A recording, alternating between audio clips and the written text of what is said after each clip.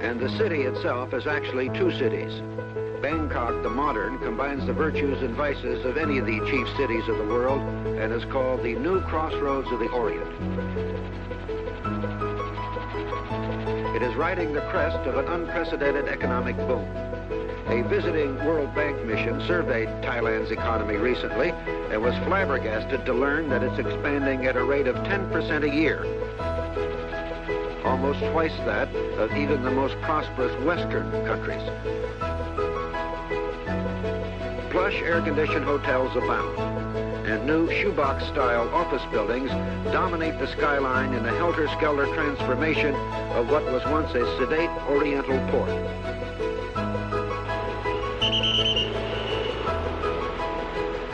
Traffic congestion has now reached staggering proportions. The pedicabs of old are gone, and in their places there's a contest for highway supremacy by Japanese taxis, U.S. Army vehicles, smoke-belching buses, and noisy motor tricycles.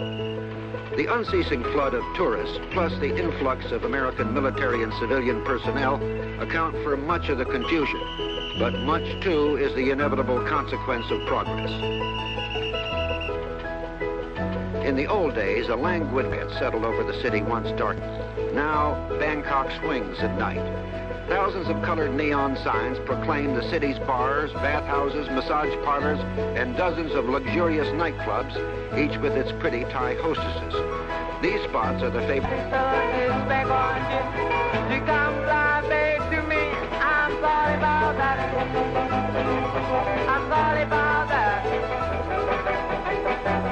You found me love and you left me fast. I'm sorry about that. Although Western influence has drastically changed the city in the past few years, there still exists Bangkok the Old, an ancient city of glittering temples and palaces of fairy tale magnificence. If Bangkok the New symbolizes the nation's economic boom and its full-scale emergence into the 20th century, it is through Bangkok the Old that one appreciates the history that has converted this nation into America's most dependable ally in Southeast Asia.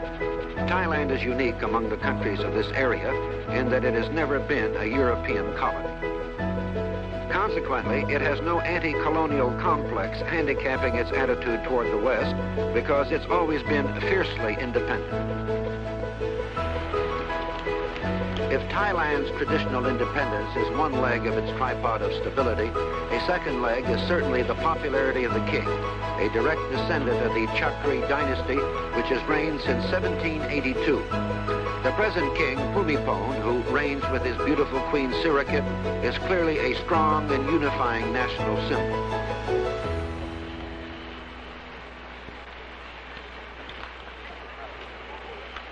While the king has influence, the power of government lies with a coalition of military and civilian leaders led by Prime Minister Tanom Kittikachorn, an army field marshal who took office more than 3 years ago.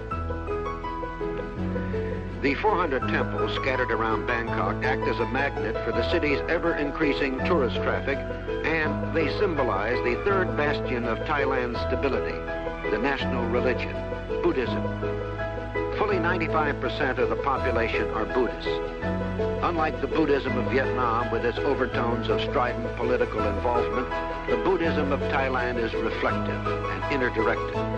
The result, a national mood of continuity, even serenity, seen in the soaring spires and the intricate architecture of the elaborate temples.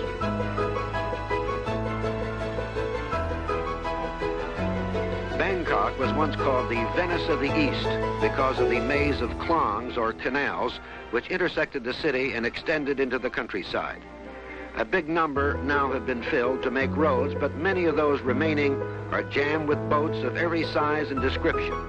A must on every tourist agenda is a visit to watch the early morning market boats on their way to Bangkok.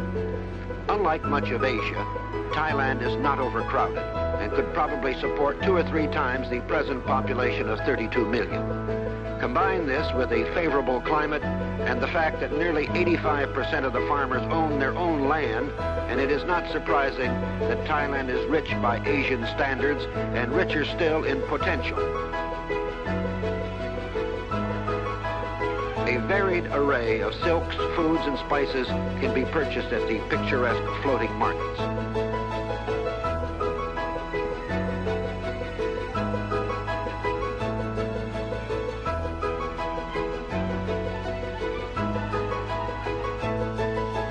But it is not Bangkok's beauty or the nation's unity and prosperity that have made it the keystone for America's defense position in Southeast Asia. At this, the headquarters for the entire U.S. military presence in Thailand, American military leaders point out that Thailand and the United States see eye to eye in the need to stop communist expansion in Asia, and Thailand's geography and determination give it a crucial role. Most of the some 40,000 U.S. servicemen in Thailand are stationed at 7 air bases stretching from just outside Bangkok to an advanced outpost only 18 minutes flying time from North Vietnam.